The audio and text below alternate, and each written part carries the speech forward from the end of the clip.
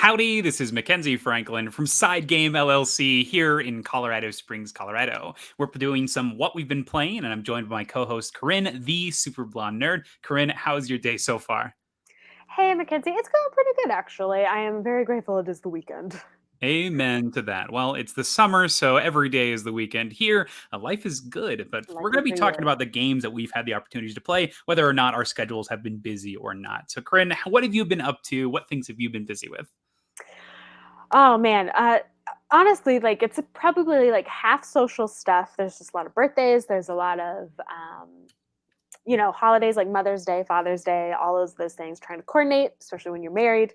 You got two times the family to set up if you enjoy doing that. So, which we do. We're really grateful for our families, but it's a lot also. But during these times, we've also been able to play some games, which I'm very grateful for. Excellent. And if you haven't already, make sure that you are subscribed to Super Blonde Nerd's channel. She's doing excellent work here. We recently did a redo of artwork based on board game expansion boxes, so repurposing those if that's something you're interested in, and also an overview of her collection and the Tapestry expansions. Corinn, is there anything coming out that you're excited about soon? More board game expansions. Actually, I'm trying to think what other things that I have. I actually have like a schedule ready, but my brain is going blank, of course, because we're live. But yeah, more board game expansions, more exploration of different board games, and then as well as like if people like the board game art or reutilizing boxes that aren't needed, maybe I'll make more stuff. So Excellent. And if you haven't subscribed to our channel here at SideGame LLC, please make sure that you do. It is the best way to help us grow. And for those of you already subscribed, thank you so much for the continuous support. Let's go ahead and get to what we've been playing. So, Corinn, what's the first game that you've been playing that you want to talk about this week? I'm deciding whether I want to do the thumbnail, or the last. So I think we're gonna do the second most recent game I have played, which was last night. I played Casting Shadows. Okay. I don't know if you've heard of this game. It's like I don't a know. really cutesy, mystical kind of like battle royale. Okay. So it's Oh, is this by the same people that do what is it? Nightmare Unicorns, or I think so, because the is it art looks similar. It's something like also, that? Here to Slay, I think Here to was another one. Slay. Yes. Yeah, So I forget what Unstable Unicorns, that's what it's called. Yes, yes, it's that same crew. Unstable Games. There you go. yeah. So it's just like another really, so it's everyone, there's how many characters? I wanna say there's probably like 8 to 10 characters that you can choose from. Each character has their own different ability and like name, and you all start as really like cute chibi versions of these characters. And as you go to each hex tiles, the board is a hex is made up of big hexes. You start in your specific hex tile, like your environment, and when you start in the game, it gives you bonuses depending on where you start each round. You are collecting spells to attack each other. Like I said, it's a battle royale. Mhm. You're getting counter spells, and you're collecting shadow elements so that you can transform into your ultimate form or more powerful form, which is like a cooler looking version of what a creature you are. So, for instance, there's a cute little fox that when you transform, it's basically the nine tails, things Oh, like nice. that. Oh my gosh, he's adorable. Yes, they're so cute. Yeah, there's an axolotl there. So I played as an owl. So each once you transform into your ultimate form, you can spend more shadow energy to do like certain special ability. Collecting spells, you are using that to attack your fellow players. You start with a health of 18, and basically it's the last one standing wins. But yeah, this was really cute. We only played one round of it, but I really liked, the concept of being able to like master and choose which character you really want to like get good at. That little monkey there is also a companion, something that you get when you transform into your final form. Mhm. It's just kind of like an extra, usually like a extra power or bonus. So there's like a protective panda that whoever deals you damage, you get 1 less damage. I had the tortoise, which was if you whatever hex that you land on or end your turn on, and if there's another creature with them, you deal them 1 damage, like a free damage. You have limited actions. There's 4 actions per turn, unless you start on one of the hexes, which gives you an extra turn. There's dice rolling, which gives you certain resources in order to pay to get spells. So there's a lot of little components, but it's definitely not too complicated. I think it's a very good. We played it with 6 people, and I think that was great. There was a little bit of wait time for not necessarily between turns, like while you're playing, but if you get knocked out early, you might be out of the game for a little bit, which was me. I was knocked out You got first, eliminated. but that's okay. So that would be my only thing about it. But other than that, I think it was a very fun game. So Awesome. And it was my first time, so I'm like, I'll do better next time, hopefully, and not get knocked out first. But So you sometimes it talked a happens. little bit about leveling up during the game. So you're like Mhm. evolving into your more advanced forms. That's one of my favorite things in board games is Mhm. while you're playing, you get to choose upgrade paths, which is why I like games like Cthulhu Death May Die so much. This one, when you level up, aside from getting your new form change, what other things do you get? So, like I said, you get the companion, Hmm. and then you just the. It's basically just 2 things. You get the companion and the special character ability that is unique to your specific character, Gotcha. and that will cost certain amount of shadow energy, and usually it is not limited to like an area or what is the word range. So Hmm. all of the spells usually have like a specific area that you can attack in with your special abilities. I'm pretty sure you are able to do it from anywhere unless it says otherwise, Gotcha. which And you is like can a sort of nice see upgrade. that layout there. Yeah. Okay. Nice. And then my other question has to do with that knockout feature. So obviously the goal is to be the last person standing. If you knock out somebody, do you get a bonus for doing so? Some games tackle this where, for example, Adrenaline will you get points for hitting or spreading out your damage. So the more Mm-hmm. you get on just whoever, the better it is. And if you're the Yeah. first person to hit somebody, you get like first blood bonus and you get all sorts of bonuses for spreading out damage. Is that the case in this game, or do you just want to kill everybody? It doesn't care who and when and why you're hitting people?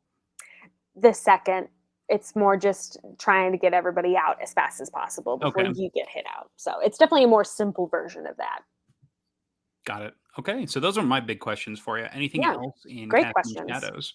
Um, just the casting shadows counterspell. I think that's probably the only other thing that helps maybe keeping you in longer. But that's again, it's you don't get any extra bonuses for or extra powers for being oh, I steal your shadow energy once you are knocked out or whatever. So Hmm. that's an interesting. As far as I know, the people that we were playing with were also pretty new to the game, so we might have missed something. So if anyone has played this game, let us know below. But yeah, so a definitely simplified battle royale. Gotcha. And then one last question for you. Yeah. Have you played a lot of games like this, these battle royale styles? One of my favorites is Unmatched. Generally, it's a Oh yeah. 1v1, but you can play 3-player or 4-player. That is battle royale. It's not my preferred way to play because of that elimination aspect, and there's no real way to get those bonuses. You don't. It doesn't really matter Yeah. when you kill people or why you kill people. You're just trying to survive as long as possible. So I'm curious. Have you played any other games like that? There have been the only other one that I can think of is King of Tokyo. Hmm. But yeah, not too many of that. Definitely heard of Unmatched. But no, I haven't played a whole lot of them. So the one that you were talking about with the adrenaline, that Yeah. sounds more up our alley of a Gotcha. little bit more complication, a little bit more complexity to or bonus to the battle royale of Mhm. killing people. It's like a Euro game version of a first-person shooter, which is cool. Yeah. Yeah, I think these ones are very simple. I feel like these are a lot more on the lighter side of Yeah. board games, which is great for a bigger group of people.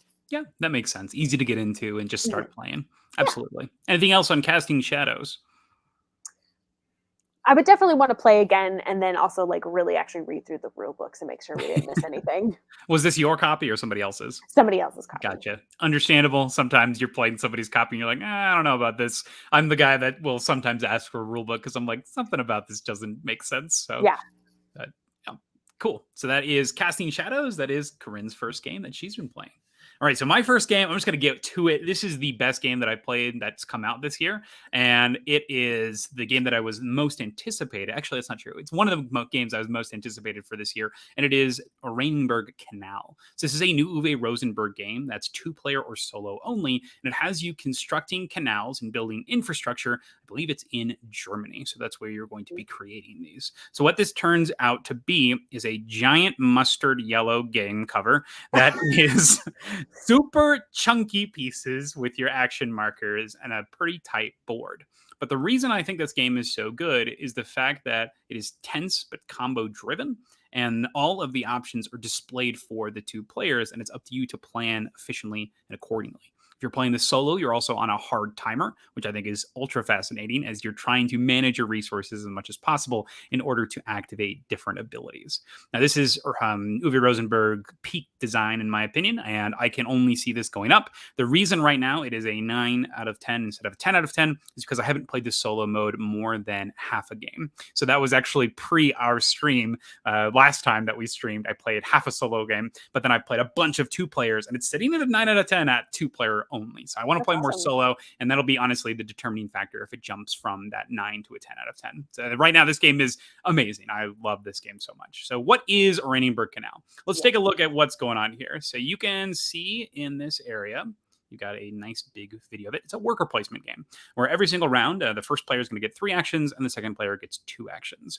You're going to be moving these markers on this central board, and the different actions are going to either allow you to build roads on your own personal board. They're going to allow you to construct cards, and you'll place those into your boards where the roads are going to be around them, or you're going to be gaining resources that you use to pay for those other things.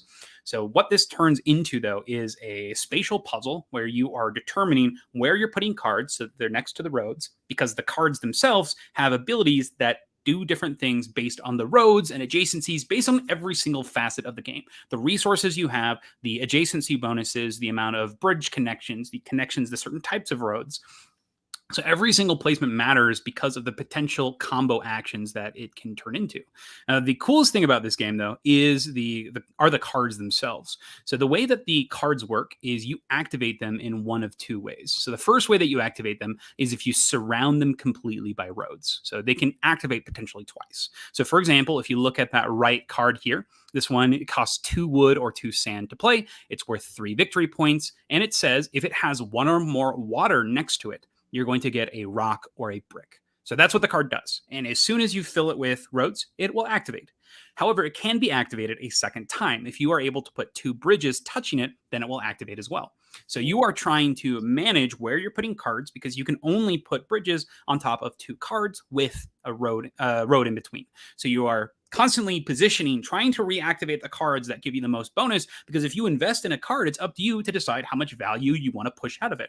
You're putting these cards out, you're buying them based on the cool abilities you want to activate, and you're giving yourself many objectives that you get to chase throughout the entire experience. And these objectives can be as delayed as you like based on when you want to trigger them. And of course, as time goes on, the cards are going to get more expensive, but also have cooler abilities, but also care about positioning and movement. You might see a card that's like, whoa, this card seems impossible. I'm going to pick this up and make this my strategy. And you get the bonus twice. And some of the value that you get out of these is absurd. Let's take a look at this middle one here. It costs 2 clay, 1 brick, 5 points. If it's next to a water, you get a clay and 2 coins. And if it's next to a bridge, you get 2 wood and 2 points. So right off the bat, this one is going to give you more resources pushing forward, more flexibility. But then there are some that will care about maybe your entire board, some that care about being in corners, some that give you stuff based on each of a specific type you have. And there are several expansion sets that come in that base game. I think there are 3 in the base game that are different sets of building cards that use different facets of the game in interesting ways. And so every single time you play, you're getting randomized cards from these sets, and then they're crafted so that each one is a brand new, unique experience in this setting. I love this. I've played this 2-player, I think 7 times now. It just couldn't Nice. stop. I love the entire system. You're thinking about it the whole time. The interplay going back and forth, despite the board only having like the 8 actions that you're picking from, you are worried constantly about who's getting what. If you're the first person to go onto the space, you also generally are going to get a money bonus. So there's some enticement to taking weaker actions. And the longer that they're not used, the more incentives that they get by getting more coins put on top of them. I like this system. I think that it's brilliant. I think that it makes a lot of sense, and it does incorporate some of the tropes that Uwe enjoys. So, for example, he's got the resource wheel from Glass Road. That's actually how you're managing your resources. And so, based on how many, you can mix 3 of your basic resources to make 1 stone and 1 brick. So you're determining when you want to turn that. And so it's a cool conversion system that you can trigger multiple times based on how much money and how many resources you're willing to commit to it. The system is brilliant, and I just want to play more. This is one that I'm going to be playing a lot of solo soon if I decide to interrupt my campaign spree. So that is Oranienburger Kanal. I love this game. Amazing 2-player game. I was going to ask if it has any sort of either like campaign component as like you're playing 1 player, kind of like, I want to get these objectives. So there is a campaign component to it. It is a beat your own score, but I think that the objectives, the mini objectives, are the reason I enjoy this game in general. So I don't think that the beat the score is necessarily a big deal, as that satisfaction of completing hard to complete objectives is sort of my win condition. So the campaign mode has you playing essentially with 1 set of the lettered expansions, and then you're playing 3 games in a row trying to get the best out of those, using every single card in that set to create your stacks, because you're constructing the decks only from like a certain amount of cards of each. So you're not going to see them all in a single game, and then you're also going to, in that campaign, you will see them all, but just over 3 separate games. And trying to make the most with those 3. So this has been done in several of his other games. One that just like comes out to my head is Newsfjord. There's something very similar with being able to use all of the buildings, which is awesome because you get to see all the cards, but even though you see them all, you're seeing them in different combinations. So it's going to change the way that you play each time. It's brilliant. This system is awesome. And if you haven't gotten a copy already, I would recommend this. I think it's an amazing 2-player game, and I want to play it more solo because I'm loving that 2-player so much. Yeah, that's awesome. It looks really cool. I just like from that picture you were showing before, I love the like compactness of the game and how they made it all fit. Like the bridges fit perfectly over the little water and railways and all that stuff. Like very smart creation of the board and like components. So that's really cool. That's like a satisfying bit as well. It's just like, oh, it all fits together. The game itself is so tight, as everything is right there. There's those actions that you both need, and you need all of them at all times. And so you're trying to weigh what's more important at what time. The cards that are available to be picked and purchased are face up. So you're fighting over those cards on, do I want to make sure that I get it as efficient as possible, or do I give up that efficiency and take the hit in order to do this other thing? Roads and cards are equally as important. So there's reasons to do everything on this small little board. God, I love this game. That's Oranienburger Kanal. Amazing game. Any other things about Oranienburger Kanal? This is a this year release, 2023. Yes, just arrived about a month ago. Nice. Very cool. Amazing game. Oranienburger Kanal. That's awesome. All right, Corinn, what do you got for your next game? I have I can't think of the manufacturers, but one of their I guess, what is it? Not campaigns, but like collection of games. I played Wayfarers of the South Tigris. Oh, nice. Okay.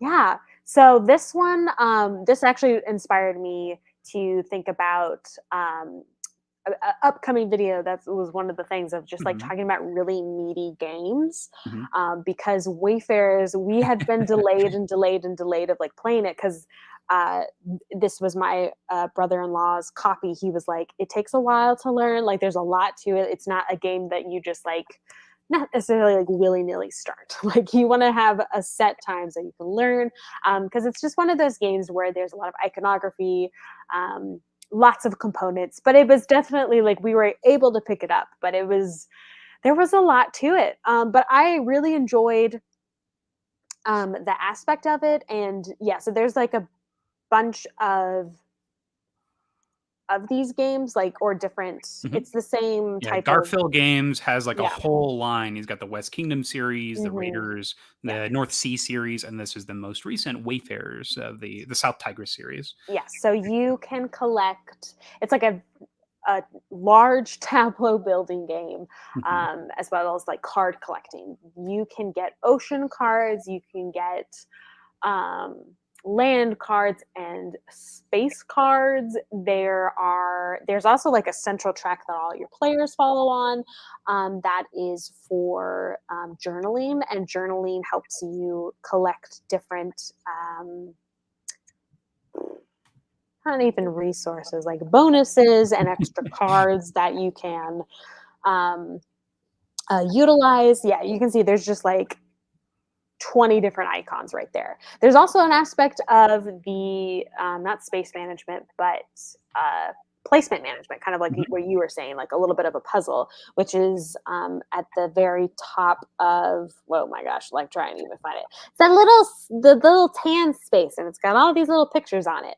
I It think it's looks like. called the Caravan, if I remember. Yeah. So you are essentially buying different icons to put in a column under each dice value, depending on what you roll, because that's another aspect of the game is you're rolling your dice, and that indicates what moves that you can do or what actions that you can do during your turn.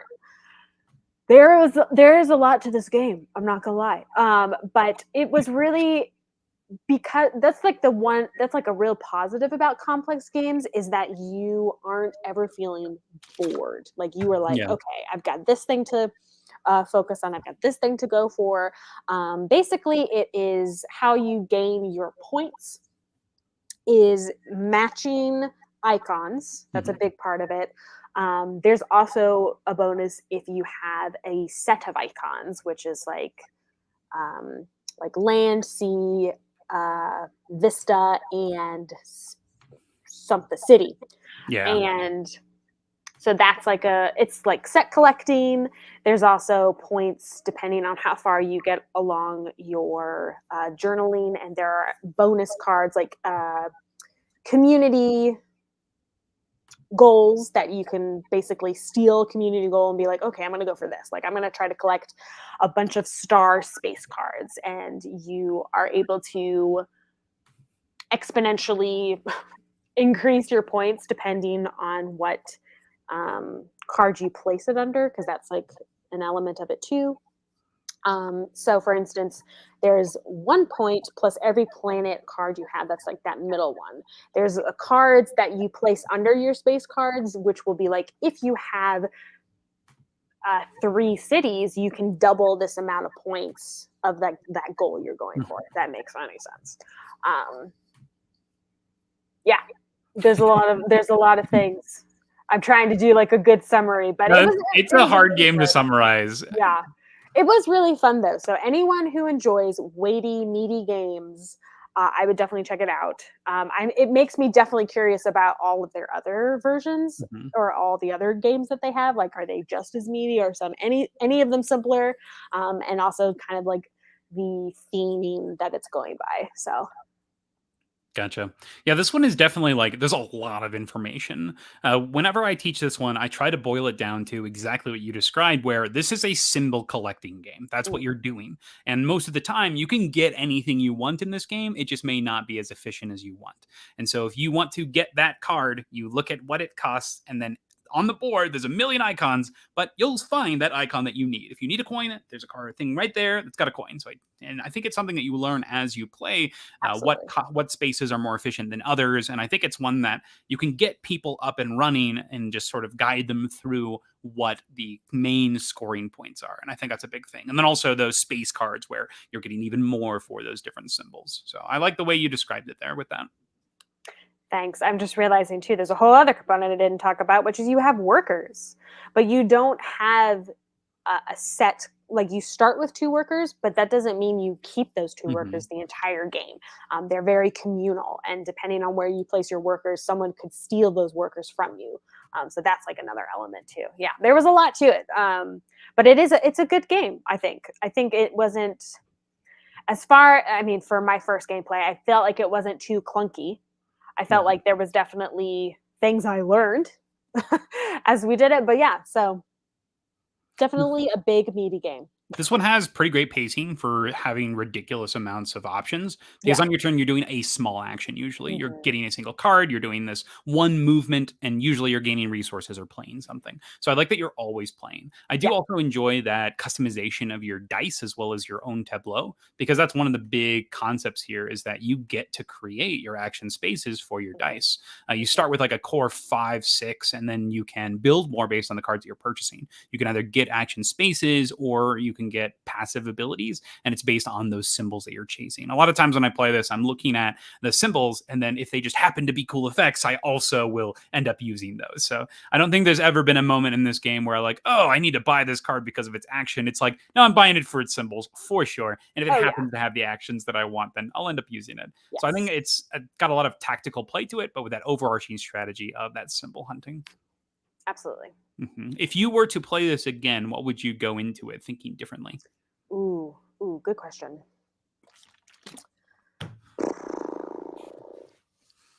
I'm trying to think like where I got. You know what? I went very heavy on cities, and while there was that element of like it did give me a lot of points because I had so many of the same symbol. Yeah. It is good to have at least one of each kind. Because more than likely a card is going to be like, you need a vista in order to do this, or you need this to like do that. So I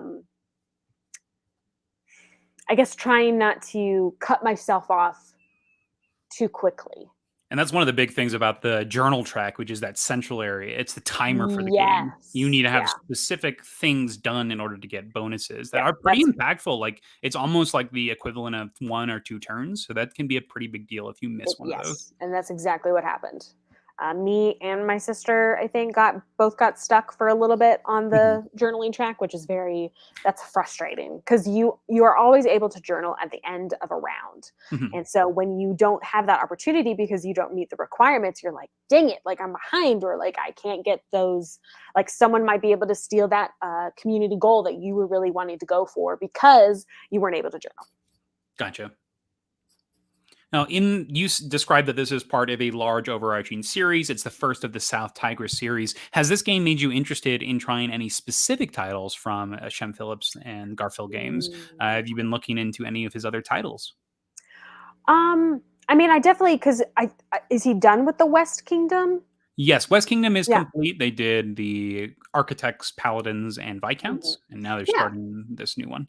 I definitely think I would love to try those and just see, like, are those 3 specifically all the same type of gameplay or all like connected in some way? Like, I'm very intrigued by the fact that it's like a series.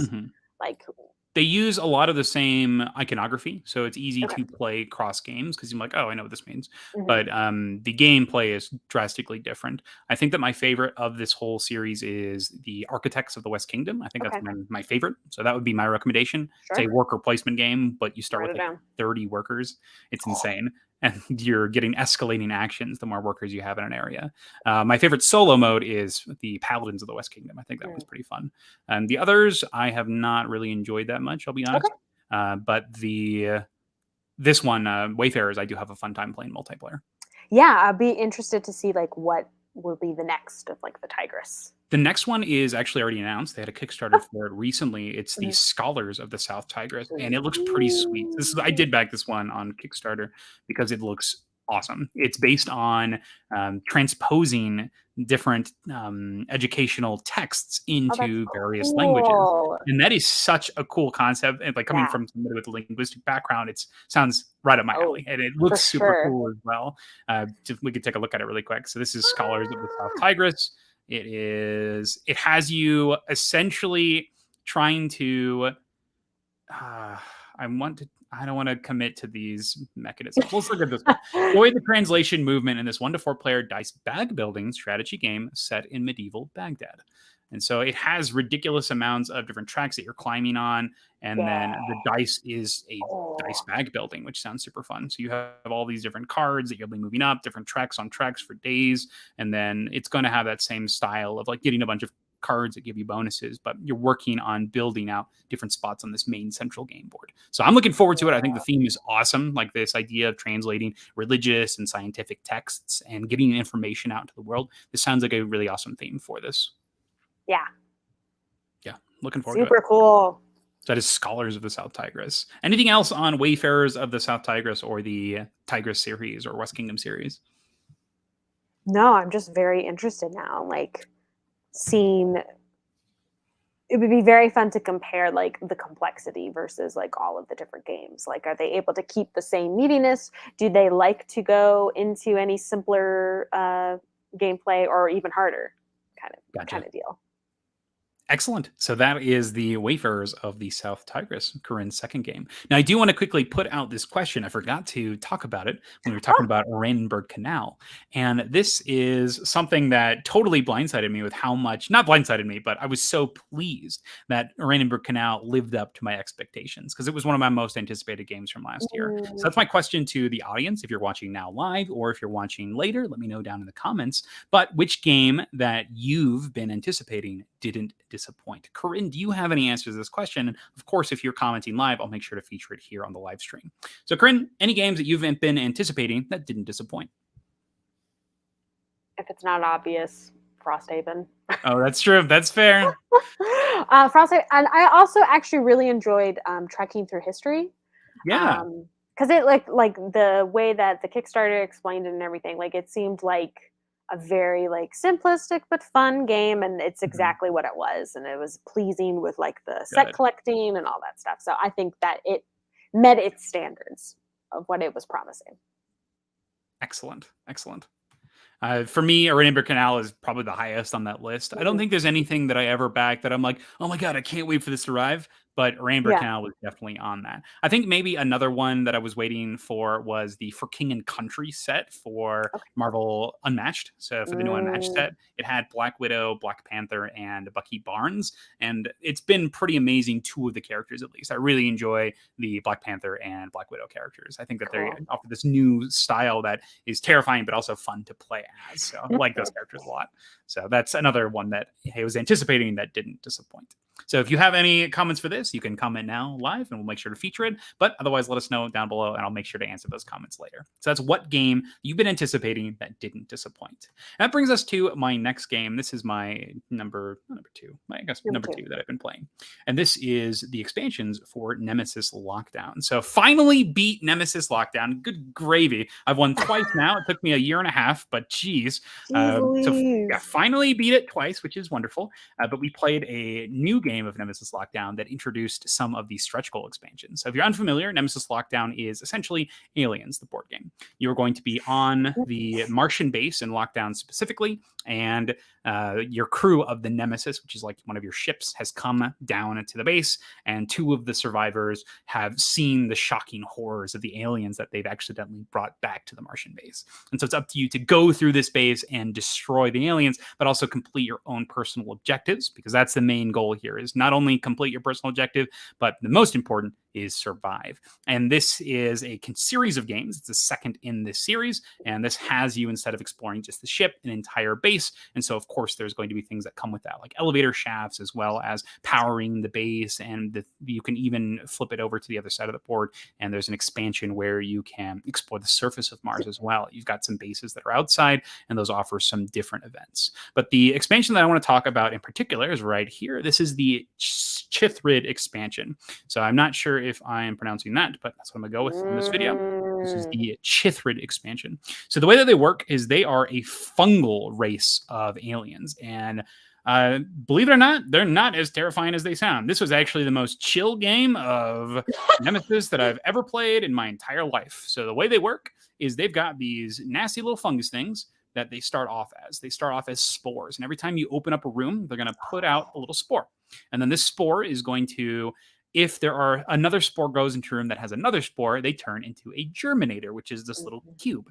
So I'm going to try to find some pictures here in the background. But those Those cubes, if they become germinators, and another germinator gets like to too high of a level, then they become a mycelium, I think is what it's called. So they have like more evolution stages, but they're present and they're out on the board, so you can actually react to them. So you're like, okay, these are the things that I need to worry about, and they look pretty gross, but they are super weak to fire. So if you ever light fire in a room, then at the end of every round, they take damage, and that will automatically defeat spores and then tick down the health on the little cubes. So this game is almost like a form of management. It reminds me a little bit of how Pandemic escalates, where you have all of these little fires that if you don't mess with them, they are going to turn terrible.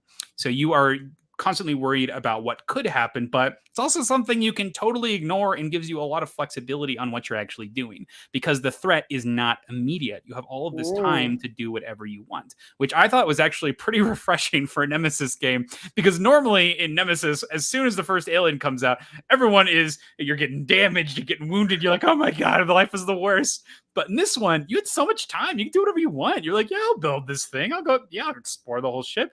It was pretty chill, so I enjoyed that. Unfortunately, we got an event card in the middle of our game that started the self-destruct procedure, and that sucked. So the self-destruct procedure started, and so you had to worry about that. And the machine that was actually going to turn it off was all the way on the other side of the base, and we were only playing with 2 of us at this time, but there were only 2 of us playing, so we didn't actually have time to get down to the base and shut off the procedure. So the game ended too early, so we weren't able to actually make sure we got everything done, which was not great. So even though we had this chill experience, that event did force the self-destruct sequence to start, and I ended up getting killed by this stupid condition at the end. It's the thing that always kills me. It's in Nemesis Lockdown, one of the things that happens is you have this condition, this objective that everybody must meet, otherwise you'll die at the end of it. Sometimes it's nothing, but you all start with a piece of information so that you know what it isn't. So you're trying to deduce what it could potentially be based on the token that's there. And so this one in particular was have a certain amount of knowledge,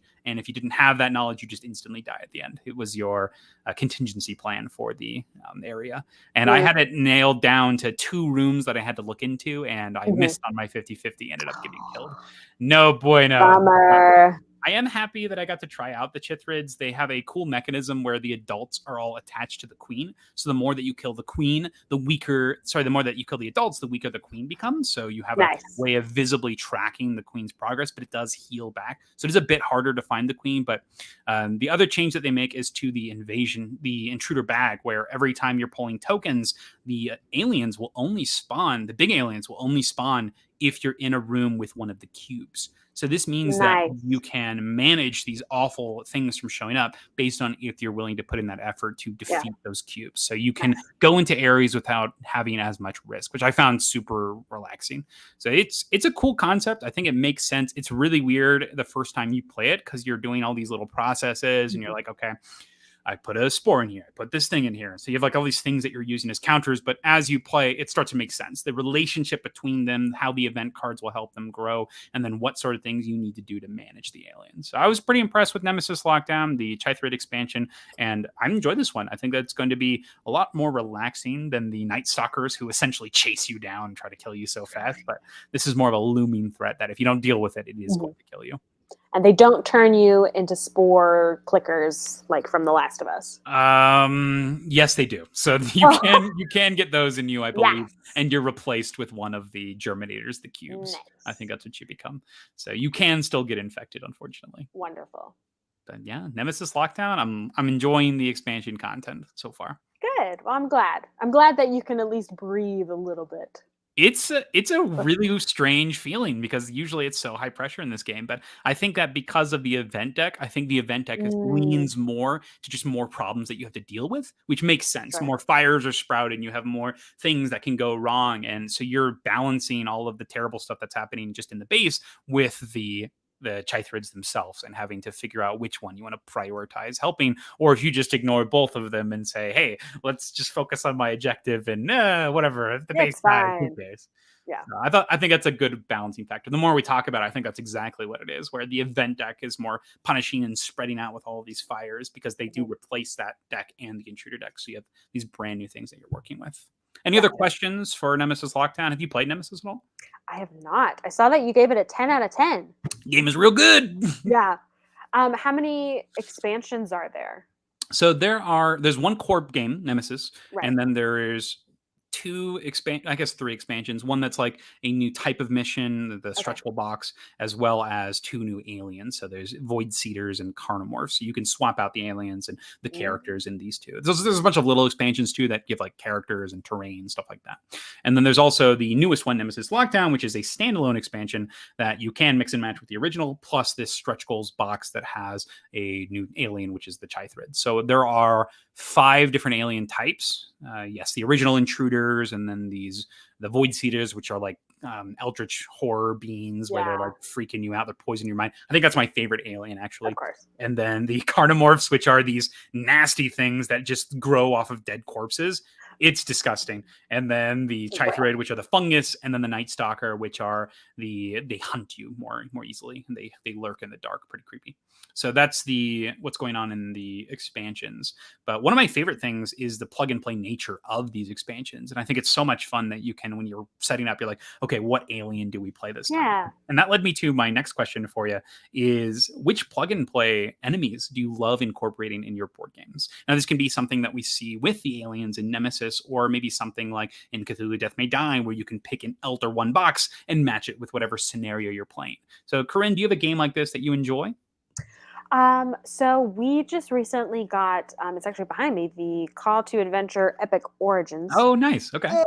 And so they have like a little campaign version for at least 2 players, and they incorporate some like adversaries that you deal with. So that was fun to like deal with different flavors per Mhm. like round of campaign that we did. So they had like a Cthulhu kind of eldritch horror. They had like your classic dragons. They also had a like a what is it, like a fallen angel kind of deal. So it was very interesting, like a fun flavor in that kind of sense. So that was fun to incorporate, and those are neat that you can also incorporate them into your gameplay. So I liked that. I like the adversaries in Call to Adventure.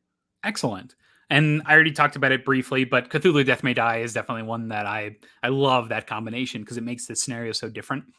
Hmm. But I think Marvel Champions also does it in a fun way Sure. where the encounter systems there have different difficulty levels. So based on the ones that you pick, it's not only going to change the thematics, but also Mm. the difficulty level. So if you want to play something that's brutal, you can throw in Days of Future Past to deal with like these time traveling sentinels. Or if you want to play something on an easier side, maybe you toss in Electro or Rhino or some more of these street level villains. I don't really know if this counts as plug and play, but just Mhm. like Betrayal on House of the Hill, that you Yeah. have just so many different like scenario outcomes of like, are we dealing with a demon? Are we Mhm. dealing with a traitor? Like, what kind of enemy are we dealing with? And that can also result in it being really hard and the enemy wins, or you guys band together to like not die in the house. I don't know if I'd qualify that as plug and play. It's more Yeah, just like scenario based because yeah, it's honestly like a mystery scenario, which is pretty cool. But you're not making that choice. So I don't know true. if I'd qualify it here. But still, Yeah, yeah, that's a great game, great example. yeah. Awesome. So that is the plug and play enemies that we like incorporating. Another shout out to Too Many Bones, like the tyrants that you can plug and play there. So that Oh is my yes, I was second gonna. game. That is Nemesis Lockdown. All right, Corinne, what do you got for your last game here that you've been playing? The last one, which was on our thumbnail, and it was very cool. I had never heard of it before. It was called Lacrimosa, which is all about, I believe, Mozart. Hmm. This is my sister's version because she majored in music, so this was just like a love board game to her. So it was really cool. So this one was also everyone has their own separate tableaus, and it's not a deck building, but it's like kind of a deck building. It's where you like more replace your cards. You always have the same number of cards in your deck, but you're trying to upgrade your cards and have them have like better results for you. So they give you more resources, more money, more whatever you need. So as you can see there are a couple of parts of the board that you're looking at. So let's go for the central map first. So one of the actions that you can, let me say the premise. The whole premise is about like Mozart's life. So you go through, I believe, 5 acts. Very much follows like his motif of making music, and you're going through his life. So you are basically like patrons to him, and you are trying to make the most money basically off of Mozart. So the first action that you can do on this map is the traveling, which is you pay little wheels in order to travel. And then depending on what space that you land on, you can basically get that resource or action depending on what space it is. If that space is not traveled to during one round, you'll flip that over and that space becomes a little bit more valuable. So there's like an extra resource that you get or another action that you get. So that's a really fun dynamic of the game where it's really encouraging you to do travel actions.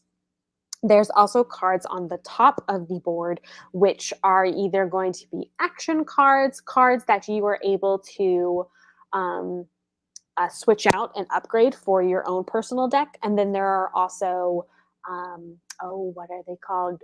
Basically, musical pieces of Mozart's that he writes. And there are different themes of his music. So there are basically like church, holy music that he writes.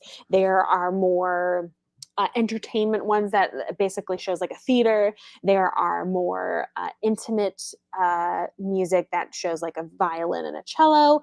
And those will indicate certain goals that you can go for depending on how many like holy music, I can't think of what it's actually called, but like holy music and the intimate music. I know there's actual verbiage for it, but I cannot think of them at the moment. So like you see that stadium up in the top right corner, that's a type of musical piece.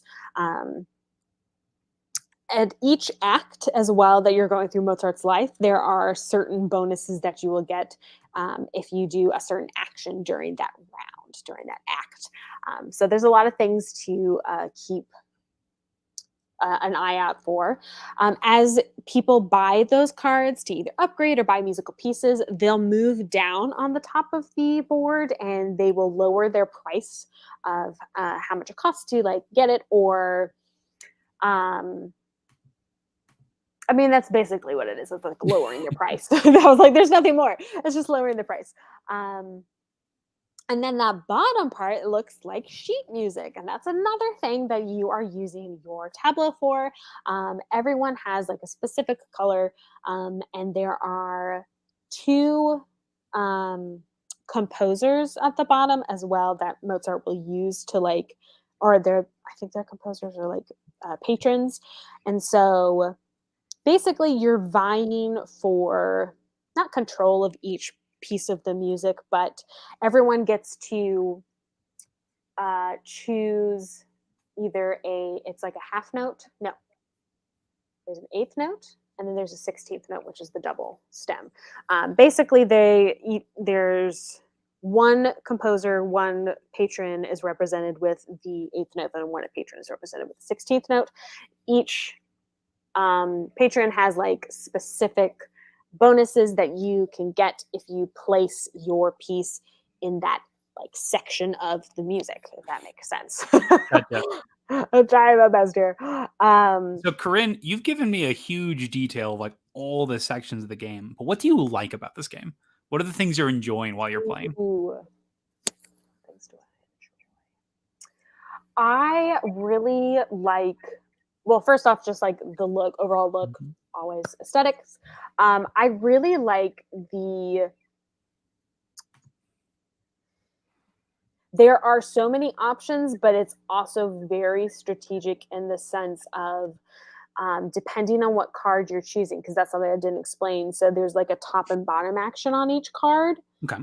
So depending on what card you are choosing, you're going to put a card on top to do that action. You're going to put the other card on the bottom to get that resource at the end of your round. So there are only so many actions that you can take per round. But then you also have to choose like what resources you're trying to go for. If you don't have enough resources for the next round, you can't do that action or can't buy that card.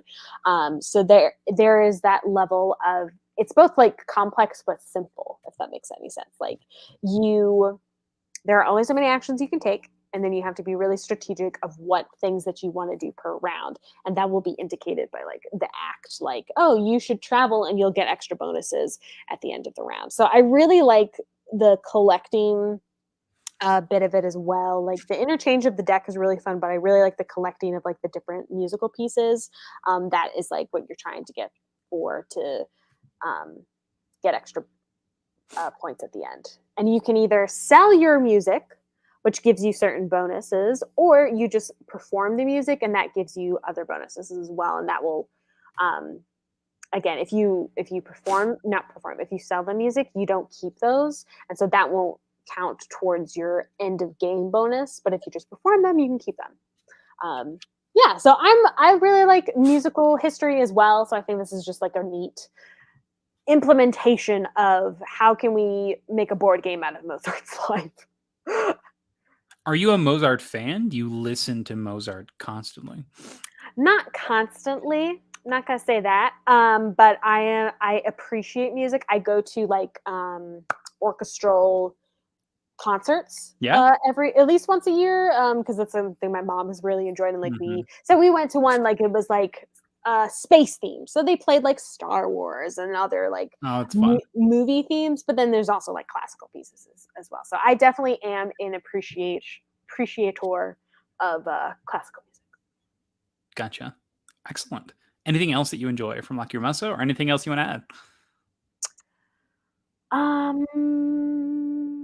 I really like the way that your personal tableau is set up. I think they did a really good job of making it. It's like it made me think a lot actually of Great Western Trail. Oh, nice. Where there's like things that you can like that fit perfectly in your little tableau, and there's like things you collect and all that stuff. So there's that like element of satisfaction of like, oh yeah, perfectly in here, and like you're collecting and all that stuff. So yeah.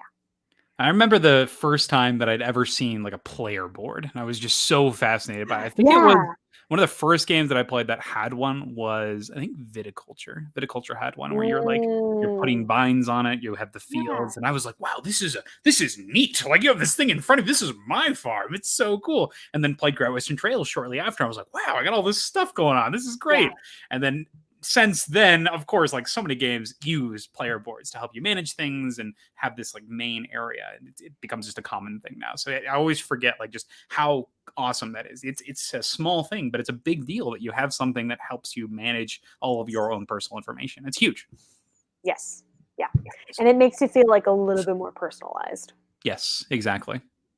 Excellent. So that is Lacrimosa. That's Corinn's third game. Now, moving on to the last game of this episode, I'm going to talk about a not out of print, actually it is out of print, discontinued collectible card game that I had the pleasure of playing with my brother down in Florida. And this is Star Wars Destiny. Now, this was canceled, and as you know, they have announced a new Star Wars collectible card game that they're going to be playing that is focused just on cards. But Star Wars Destiny is a dice-centric card game that you're going to be using to duel each other and eliminate each other's characters. So the reason that I played Star Wars Destiny is my brother had a couple of decks, and he's like, hey, I got these on discount, let's try it out. And I thought it was pretty great, actually. I enjoy this game a lot. And the fact that it's out of print means that it's twofold. First, they're not making anything for it, so it's done. They're not going to be creating new content. But it means that the content that exists is generally going to be super cheap. And that's where I am right now is I have been looking on the internet. There's a whole bunch of stuff that you can buy for ridiculous liquidation prices. And so I've got a couple of decks coming in the mail as well as some booster boxes. So I think that's all I'll get for that, because I think that just having a small collection of this is enough to make a couple of fun decks and have a good time. But the Star Wars Destiny system revolves around taking out your opponent's main characters. And so you'll have a amount of points that you'll spend on your different cards in your deck and your champions, and these champions will set out in the middle of the area and have dice placed on top of them.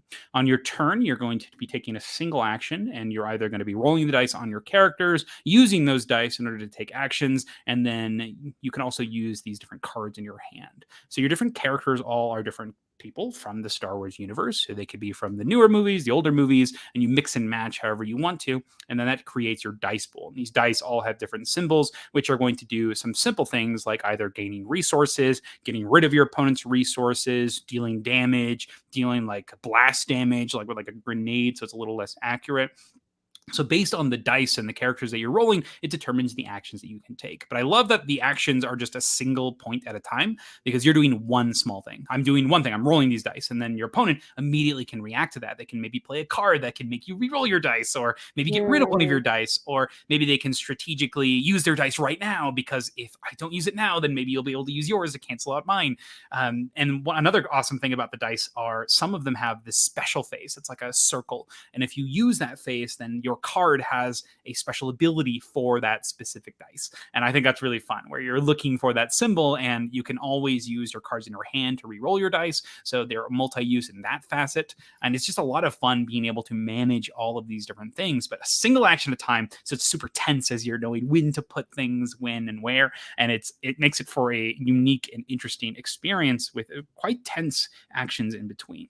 So when I was playing, I got to play as General Grievous versus Obi-Wan Kenobi.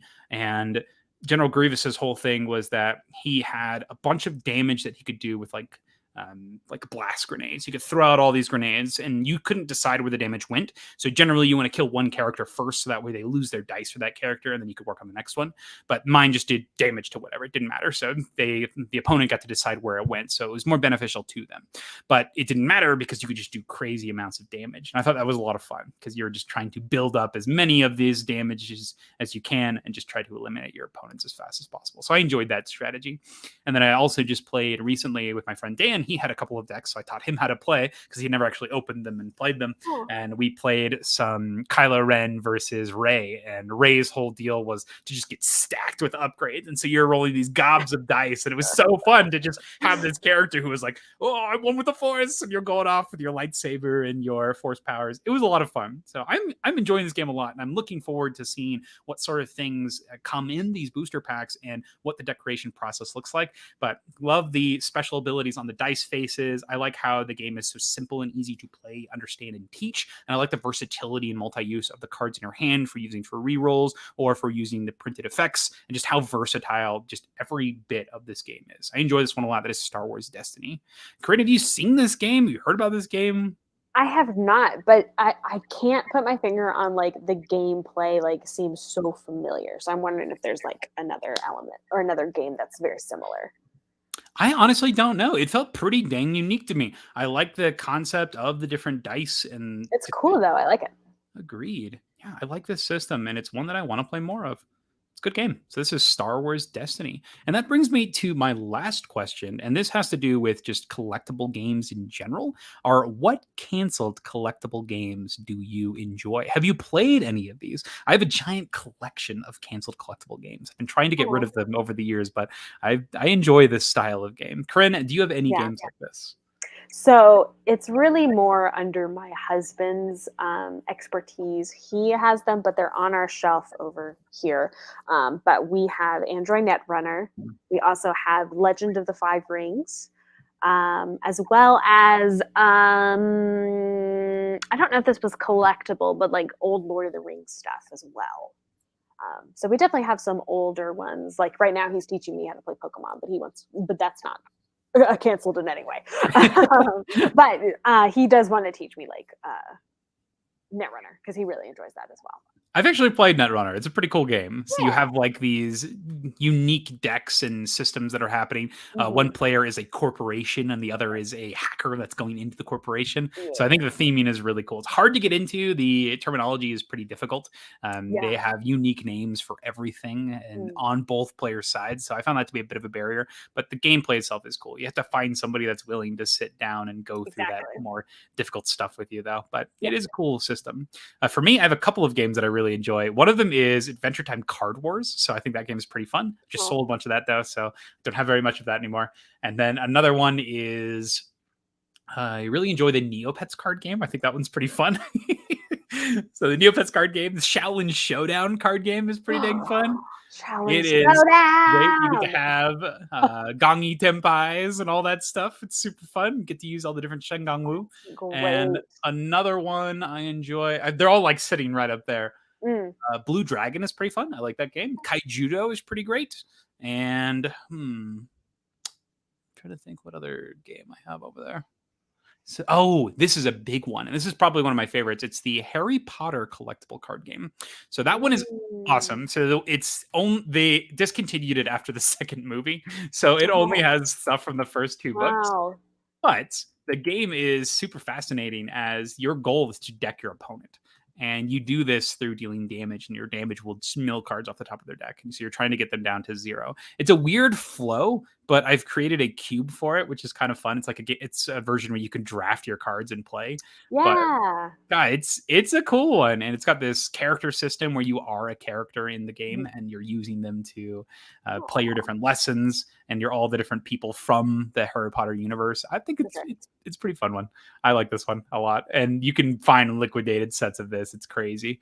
You have your different characters. They feature artwork that's amazing. Oh It's my all of gosh. like I don't even know how to describe it, but it's so good. The artwork in this game is Yeah, amazing. The foil treatment is also insane. They've got these glossy cards. nice. Yeah, I like this game a lot. So that is the Harry Potter collectible card game. So let me know in the comments. And it looks like we have a couple comments here of some discontinued.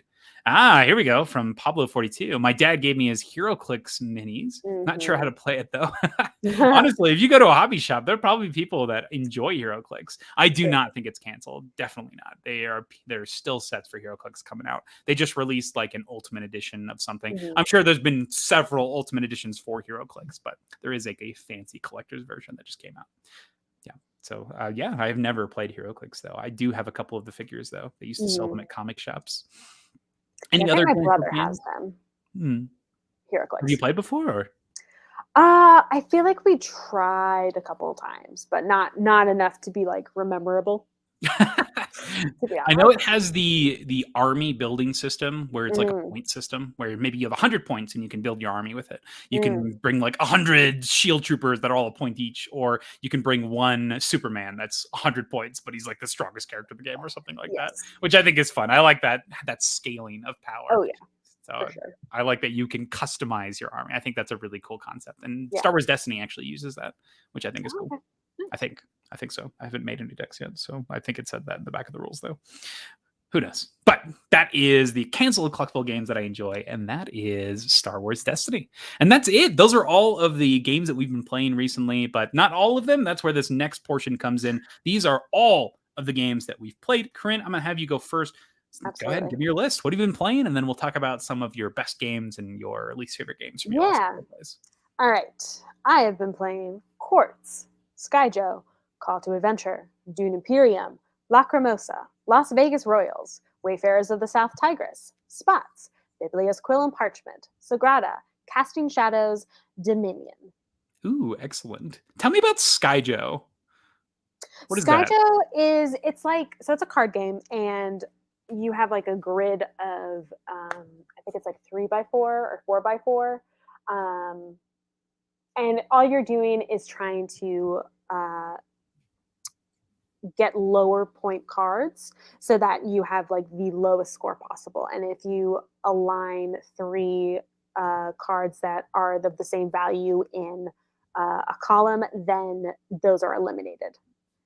Okay. So it's a pretty simple like card game. You just go around the table, you draw a card, you replace a card. If you've ever played golf, which is like another kind of version of that, basically for a card I was like, game, the sport? Yes, but yeah, it is a card game, but it's very gotcha. very simple. Okay. Yeah, so the Skyjo. lower the value, the better. So again, golf. Got it. The lower the value, the better. Yeah, very simple. All right. Give me your Mhm. favorite games you played and then some of your least favorite games. Sure. All right. So favorite. I really enjoyed. Ooh, we had a really good Dune Imperium game, and we played it with all of our expansions, Yeah. and it was a close game to like the very end. So it was really entertaining.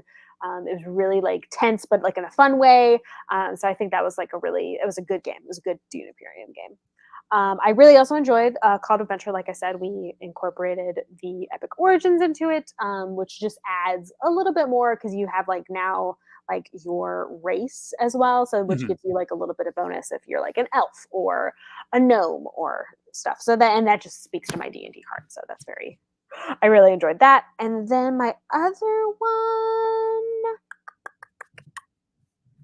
I won't say like another game, but I just really am like, I've really enjoyed playing the new games. So like Lacrimosa and Wayfarers. Like it's just always really fun to like start a new game and like experience it for the first time and try it out. So I'm just like really grateful for that. So that would be my other favorite experience. My least favorite. So we played Spots. That's the Dalmatian game, right? The little Dalmatian like dice rolling game did not go so well, but it's not like anything against the game. It's just like a luck of the rolling the dice. So that in that sense, and then I feel like that's like the only really low one, which is just it didn't go that well. Oh, we played Sagrada with I don't know what the expansion is called, but you have like glass dies that they're just like transparent. And so those ones that really everyone kind of had a hard time. I don't know if I was only able to fill my little glass pane by the luck of the dice. So that one we all were like, "Ooh, this is really hard." Like we've all kind of screwed ourselves up because you're all trying to go for one of the little glass dies, and so that kind of threw us off for the for the gameplay. But it was still a neat element to add. It looks like Pablo has been playing Hibachi, and I know you like that game, the Crokinole and economics game. Yeah. Excellent. Comics game and a baby. I love it. Yeah. Excellent. Anything else on your games you've been playing that you want to mention? We played a Dominion expansion I hadn't played before, which was Empires. So that was fun too. What sort of things does that add to the game? That adds debt. Oh, fun. Oh. Yeah.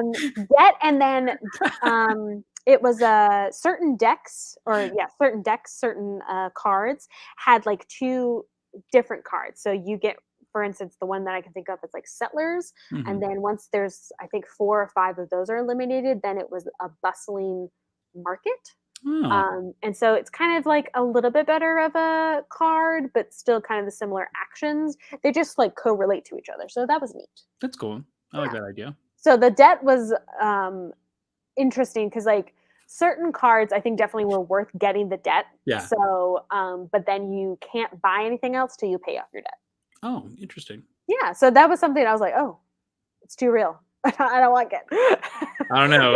I'm pretty sure that if you have a bunch of debt, you can still definitely buy more stuff. Oh yeah, we shouldn't. But, yeah. So that was a neat types of gameplay I hadn't done before with Dominion. So I would definitely try that again. Awesome. And what's the expansion again? Empires. Gotcha. Empires.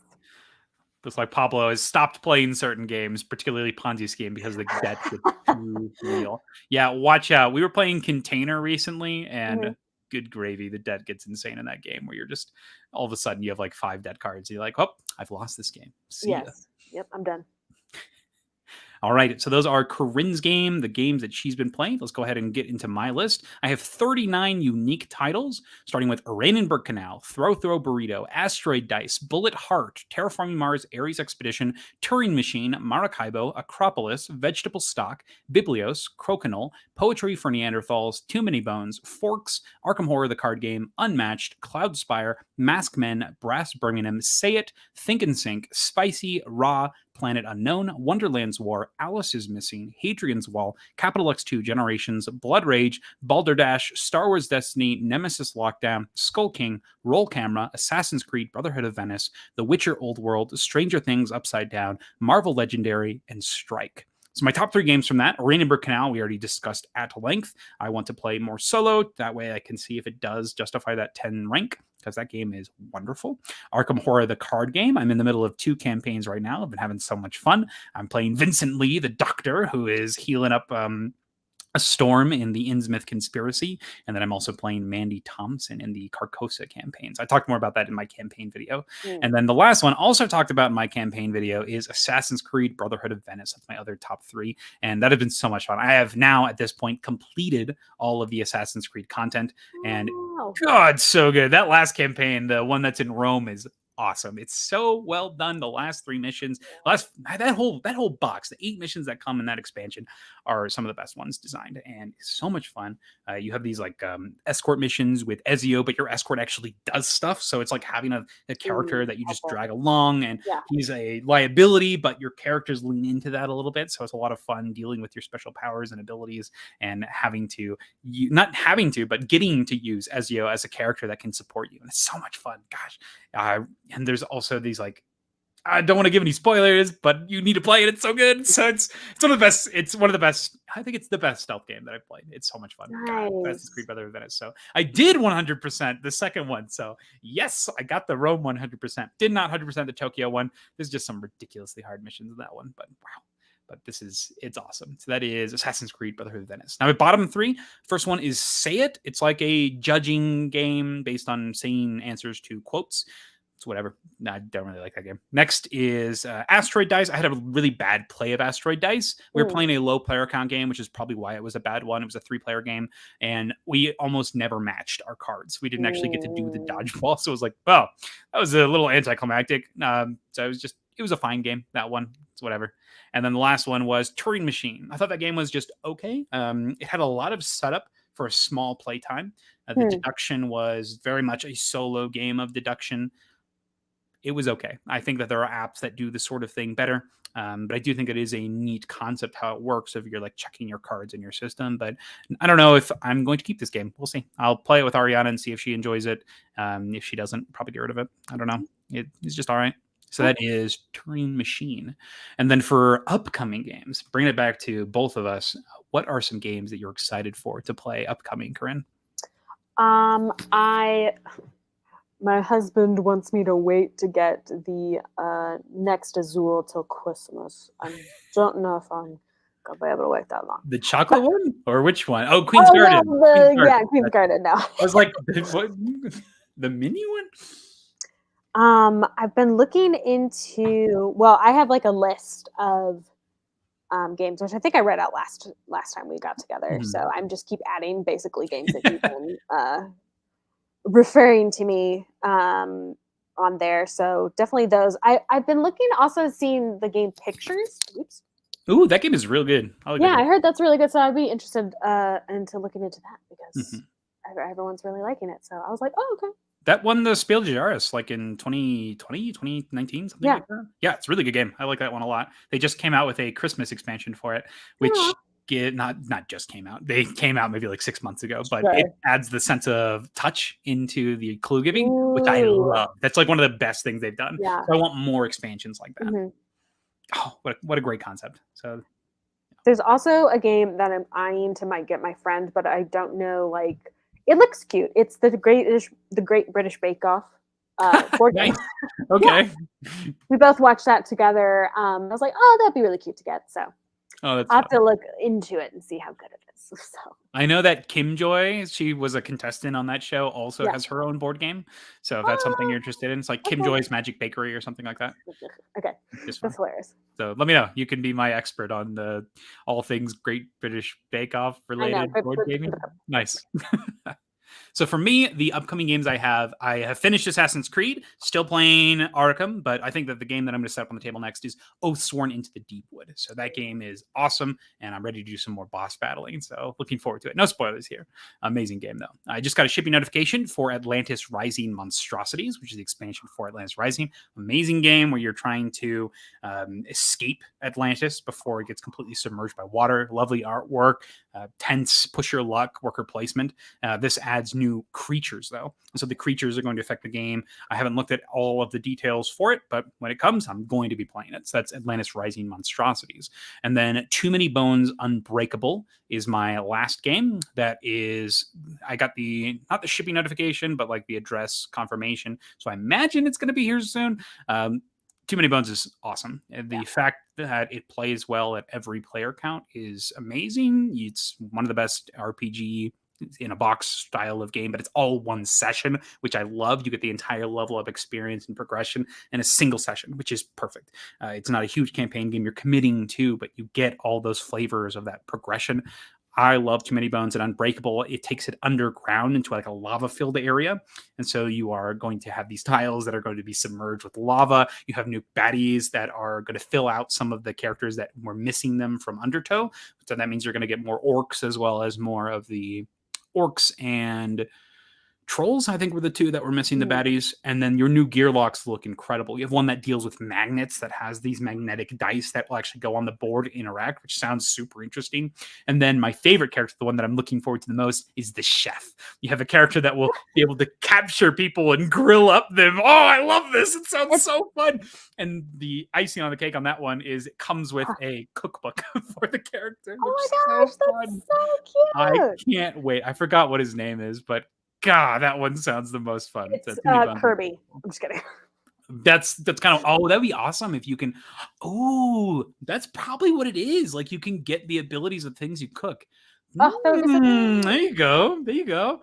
Okay, I like that. Another one that I'll just mention because this is one that I'm definitely going to be playing more of is The Witcher Old World. I've been having fun with that. I just played the cooperative version yesterday with Ariana, trying it out, and it's real good. Like difficult. Like we barely won. We won on the last card, which is insane. It is awesome as a 2-player and a solo game. I'm scared to play it as a 3-player game because the downtime looks awful. Like it reminds me a lot of Western Legends, where the game is way better the less people you have, but you kind of want more people because you interact with each other, but the downtime is ridiculous. I don't know.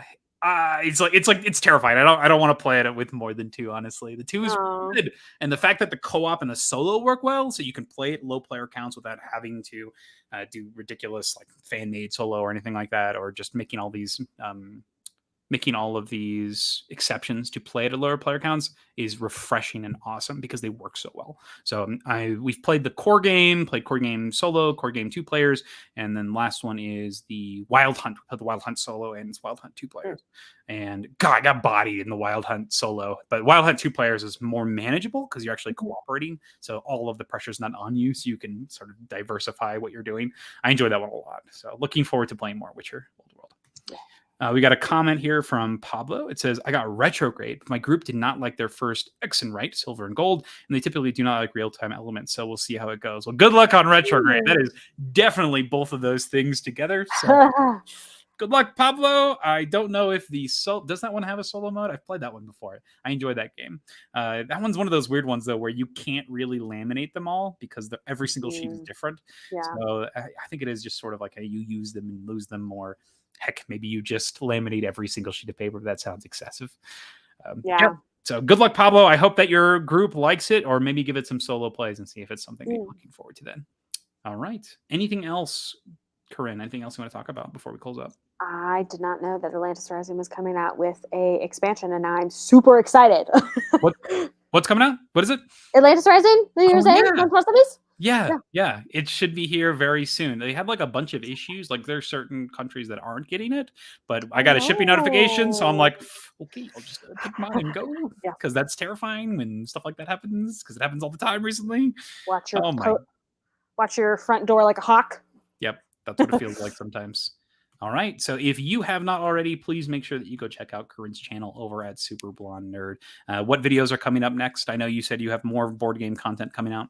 Yeah, so talking about board game expansion, specifically Call to Adventure, because I'm going to go into like the campaign and stuff and just go overview Call to Adventure as well, because it's a really fun game. As well as talking about, like I said, meaty games. That'll probably be coming up as well. Meaty games? Meaty, yeah. Nice. Heavy, I don't know. I like the description. Yeah. Excellent. All right, so that is what we've been playing. If you have any answers to those questions, let me know down in the comments. Which games that you've been anticipating didn't disappoint? Which plug-and-play enemies do you love incorporating? And what canceled collectible games do you enjoy? I'd love to hear your responses to these, and thank you so much for watching SideGame Strong, y'all.